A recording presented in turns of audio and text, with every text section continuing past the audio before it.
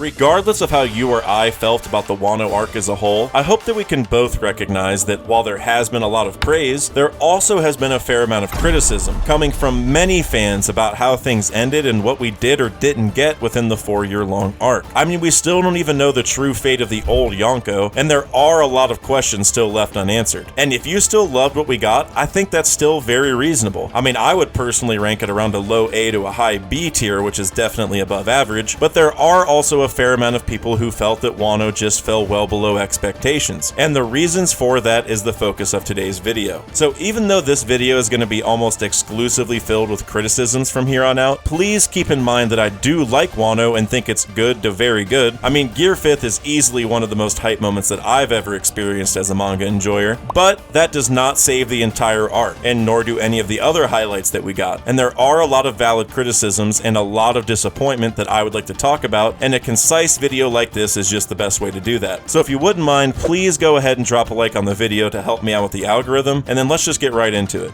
Yeah. Let's start by putting the Wano Kuni arc into its proper context, like how it lasted 4 whole years in our time, starting with chapter 909 on July 2nd, 2018, and ending with chapter 1057 on August 22nd, 2022. That's 149 chapters, which as of today with chapter 1067 being the most recent, is almost 14% of the entire One Piece story. And it finished up 10 years after Law and Luffy initially made their alliance in the Punk Hazard arc and decided to take down Kaido together. That's a lot of time and panel investment into one arc, and generally speaking, one big moment, which was Luffy finally taking down his first Emperor of the Sea, being Kaido, King of the Beasts. So that means it had a lot going for it, and thus a lot of expectations. Probably more expectations than just about any arc in the series up to this point. And we should all know that missed expectations is where disappointment originally comes from. And on one level, I can understand when people say that it's the reader's fault for having these expectations. But at the same time, part of a storyteller's job is to set things up for the readers to get a payoff. And before I go any further, let me be clear, I don't think I'm a better writer than Oda or anything, but even Michael Jordan had bad games. One example that I'm going to steal from the Yonko section of the video is how the very first time that we ever met Kaido, he was trying to off himself by jumping from Balloon Terminal. But at no point in Wano did the reason for this behavior come to light or even really get hinted at. I think it's a very fair expectation that we would learn why the big bad of the arc that we spent 10 years building up to wants to off himself if we end up spending 4 years with him. And while there may be some fair reasons to keep this hidden from us, there are a lot of examples just like this that I'm going to be mentioning throughout the video, and when you pile up that many loose plot threads into a single arc that you spent this much investment into, it's going to naturally make people feel disappointed because there is bound to be something in that pile of plot threads that each reader was hoping to see. So even if you didn't care about Kaido's quest for death, you probably cared what Kaido knew about Joy Boy, or about Zoro visiting Ryuma's grave, or just learning about rocks, or about Zoro's lineage, or seeing the Yonko awakenings,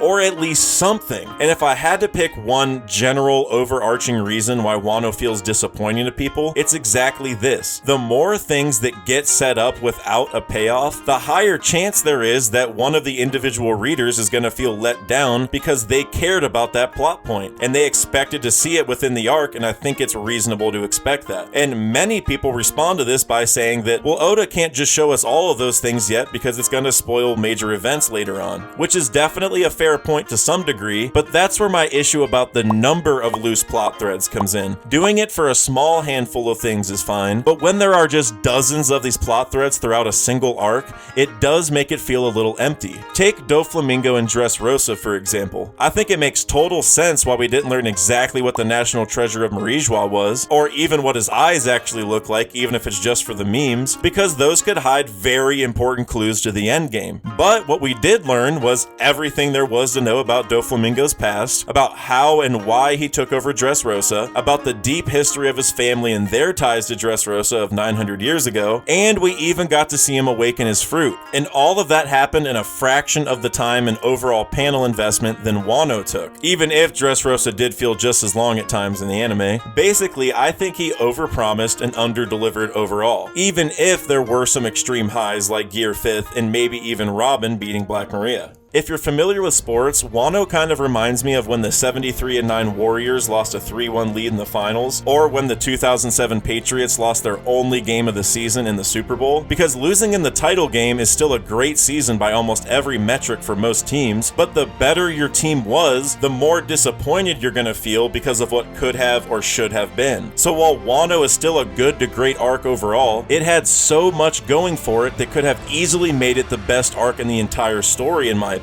Kaido vs. Luffy had everything it needed to maybe even be one of the best fights in anime history, and while I don't mean to undersell it completely and act like it's not great as it is, there are a lot of people that would still put Lucci or Katakuri's fights above Kaido's, and we didn't even know that Luffy was going to fight Katakuri until we got halfway through the arc anyway. And maybe this all changes with the anime, but the fact that a fight with someone we didn't know existed until the arc happened in Katakuri is even close to the fight with a Yonko that had 10 years of build-up should prove the point that I'm trying to make. Kaido should be the way better fight, and Wano as an arc had everything it needed to be the best arc in One Piece, but for one reason or another, it just didn't feel like Oda delivered as much as he could have. So now I'm going to move into some more specific elements from the arc, which I went ahead and organized loosely into 4 different categories. First is underused characters, then missed plot opportunities, third we have very loose ends, and lastly we have the former Yonko. They're in no specific order, but it's just kind of what made sense to me to organize my own thoughts on the matter. So let's start with underused characters,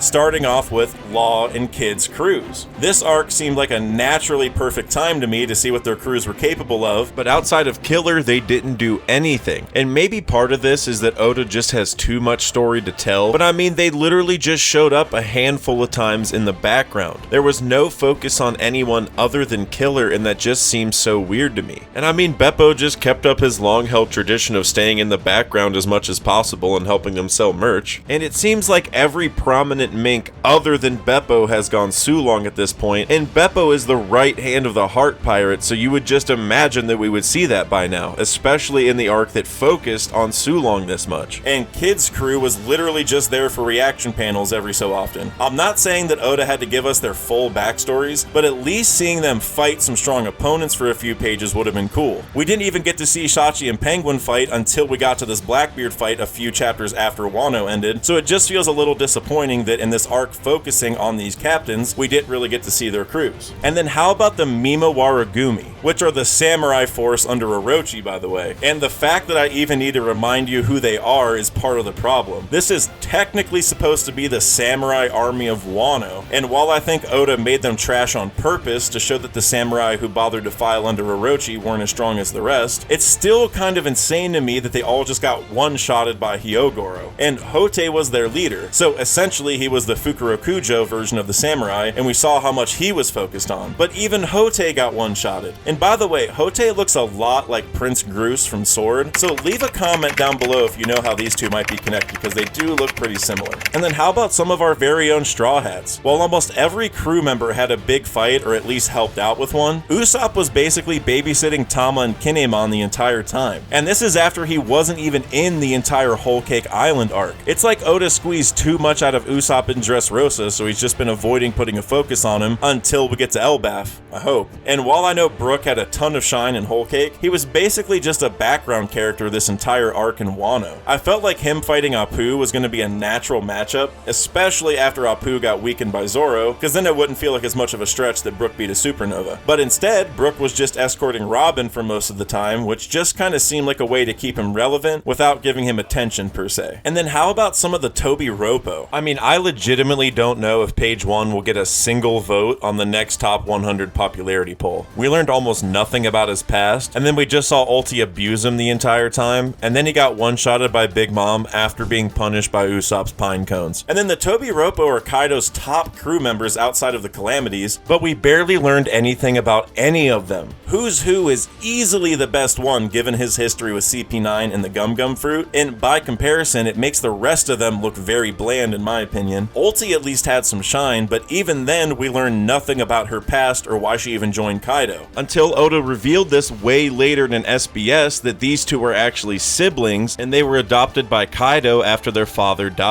died. This would have been awesome to find out during the raid and before these two were defeated, just to give them a little more depth and a little more meaning, so as we see the fight, it feels a little juicier as opposed to just getting the supplementary information after the fact. This is another big reason why things feel empty in Wano and a little disappointing. And again, maybe it's a symptom of Oda just having too much story to tell, but that's not really an excuse, and it's a big reason why I think Wano feels a little disappointing. Black Maria was born on Wano apparently, but that wasn't even brought up at all in her fight, nor was the fact that she modified her form like Chopper modifies his with the Rumble Balls. Either of those things, or just why and how she joined Kaido, would have given her some type of depth, but instead she was basically just there to parlay the plot points of Sanji not fighting a woman and Robin wanting to help her friends. And then we have Sasaki. He was friends with Denjiro, which could have been very interesting since Denjiro tied him up, but it was never touched on after the first time it was mentioned. And we still don't really know where Denjiro was at for like 80% of the raid, so I guess we don't really know how he would have talked to Sasaki again anyway. And so many people, including myself, thought that he was going to be Kokoro's son thanks to the hair color, the drinking habits, and the train conductor hat, but that was never brought up either. And he fought Frankie, which seemed to be a natural connection to Kokoro in Water 7, but we don't know a single thing about him. And I think the worst part about some of the people I listed is that they were major players in this arc. Why would we get a full backstory for several of Doflamingo's underlings and Doflamingo himself, but get absolutely nothing for most of that for Kaido? I mean, look at what we got for freaking Senor Pink. And just like some of the situations that I just described, I felt like there was a lot of moments in Wano, and specifically the raid, that were either underdone or even overdone. And investing that much panel time into developing plots that didn't really end up mattering that much to us kind of killed all the buildup that it had. And for the last time, I want to make it clear that Oda is an absolutely amazing writer, but there are some issues here. And one of the biggest is the Kazenbo. Kanjuro told us that he was mortally wounded by Kiku way before the raid actually started, yet he went on to produce multiple fake Odins, then get sliced by Kinemon, and then release the Kazenbo, which makes its creation feel a little forced in the first place, but we didn't even need the Kazenbo plot in general. It was meant to spread fire throughout the castle and blow up bombs in the basement. Well, Orochi was already spreading fire everywhere, and it didn't even blow up the bombs. So why did we need it at all? That was a lot of panel investment that could have covered other things instead. And since we had all that fire, we needed to put it out, and somehow Raizo was the one to do that with his scroll. I mean, Zunisha was right there. Why do we need to do the scroll thing? Raizo has a scroll Devil Fruit, so capturing water in a Devil Fruit powered scroll is kinda sus in my opinion, so why not just have Zunisha spurt water over the entire island instead? Like, why are we using a scroll to bring the water from Zunisha when Zunisha is right there? But that would also give Zunisha a lot more plot relevance other than just being the Joy Boy hype man to Momo, which is basically all Zunisha did. Zunisha was almost completely useless other than talking to Momo. And speaking about pretty useless appearances, how about the world government ships? We heard that they showed up specifically in the event that Kaido lost, and when Kaido loses, what happens? All of a sudden they realize that there's just no way to enter the borders, so they can't do anything. Like, Wano has been blocked off since the world government was created, which was long before Kaido arrived, so I don't see why they'd bring all these forces just assuming that the borders were going to get destroyed that night. Why not bring some kind of contingency plan? If Judge can climb the red line with his snails, I'm sure the world government could think of something, but instead they were just left out to dry. And then we had Green Bull show up, who just got flexed on by Shanks and his Wi-Fi hockey before he could do anything. These were two major threats that were brought in just to ultimately not do anything major at all. Compare that to when we had Kuma after Thriller Bark. That was just a single threat and he decimated almost everyone before leading to Zoro's epic nothing happened moment. It's this type of stuff that makes the pre-time skip feel a lot more dangerous in my opinion, despite the fact that our enemies in the post-time skip are that much stronger. And the last thing for this section, I want to talk about Onigashima and the flame clouds. Because as the raid went on,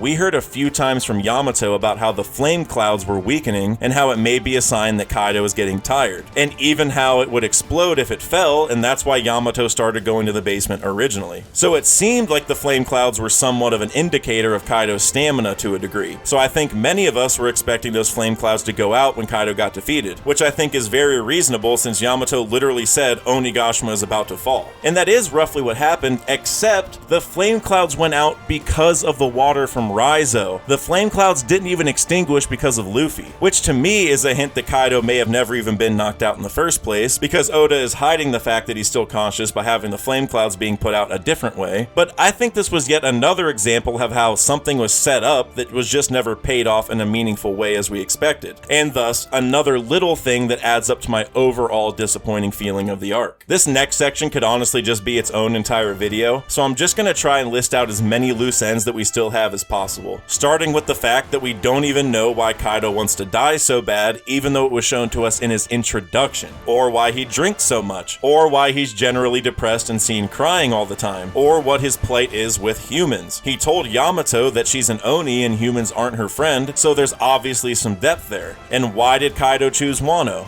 He said he's here because it's Wano specifically, but nothing really deeper than that. And what does Kaido know about Joy Boy, given that he said Luffy can't be Joy Boy either? And how does Kaido know so much about awakenings, yet doesn't awaken himself? Which is definitely something I'm going to talk about more in the next section. But those are just a number of things with Kaido specifically that we don't yet understand. And that doesn't even touch on the history of his fruit or his backstory outside of the small snippet that we got. But there are plenty of other loose ends as well, like how Zoro never ended up going to Ryuma's grave, or telling us about what happened with the Grim Reaper. And we never even got much more information about Zoro's lineage because he obviously has some tie to Ryuma and Ushimaru. Many people thought that this would be Zoro's arc as far as his lineage and history goes, but we barely focused on him at all. And maybe even worse, it was basically shown that he does have an important lineage, but we got no specific details on it. And while this is one thing that I'm sure is going to get covered later, it's just surprising that we got this little for him. I mean, what's up with his master Koshiro, and why does he look so close to Denjiro originally? And Denjiro used the name Kyoshiro, which is very close to Koshiro. And why did the samurai leave Wano so long ago and then found Shimotsuki village? This is just yet another example of how it feels like Oda set up way too much and just gave us way too little, and why it kind of feels like a little bit of a letdown. And how about one of the biggest loose ends of the entire arc?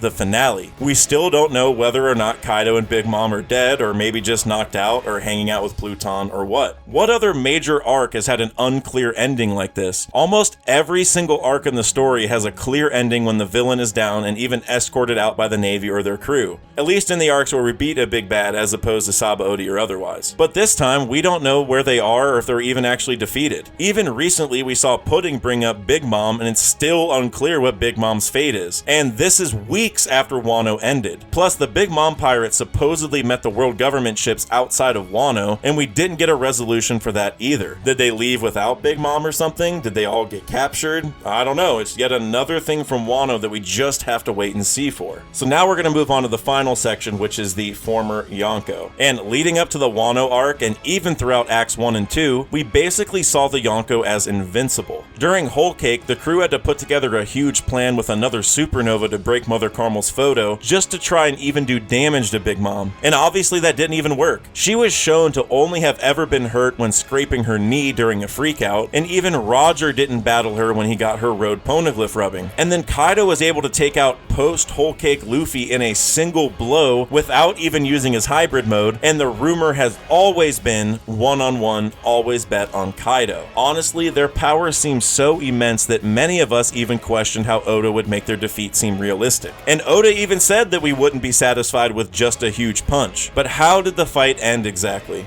Sure, it's a massive Conqueror's coded punch and all that, but it's still just a big punch. I feel like a series of punches like we had against Lucci would have been much more excusable than literally just a huge punch, which he told us wouldn't happen. And what about Big Mom? She didn't get hurt her whole life outside of that aforementioned knee scrape, yet Kid and Law were able to beat her together when Kid lost to both Shanks and Kaido already, and Law lost to Doflamingo just a few weeks before the raid. And neither of these two unlocked Ryo or weaponized Conqueror's haki, at least that we saw. And you know what? I'm not done talking about Law. This man was fighting on the roof, which in and of itself should probably totally max him out based on what we saw in Dressrosa, but then he takes a Thunder Bagua from Hybrid Kaido and gets up literally minutes later to teleport him and Zoro downstairs. Remember when I said Luffy got one-shotted by Kaido with a Thunder Bagua earlier in the arc? Apparently Law can tank those just fine even after taking other bits of damage, and then he starts getting straight pummeled in the face by Big Mom, which should crush his skull in immediately. We've all seen how strong Big Mom is, and she leveled up before punching them like that. And then we gotta get to the awakenings. Law mentioned right away how he would only use it if absolutely necessary because it could kill him, but Law seemed to have no problem just using it over and over. I mean, we have the shock willy multiple times, we have the puncture willy that made it all the way down to the lava under Wano, and then he used the R room, and then he sliced Misery in half. And this is after the aforementioned Thunder Bagua and getting punched in the face by Big Mom. How can he do all of this? This man lost to Doflamingo like a month ago, and now he can tank multiple blows from a Yonko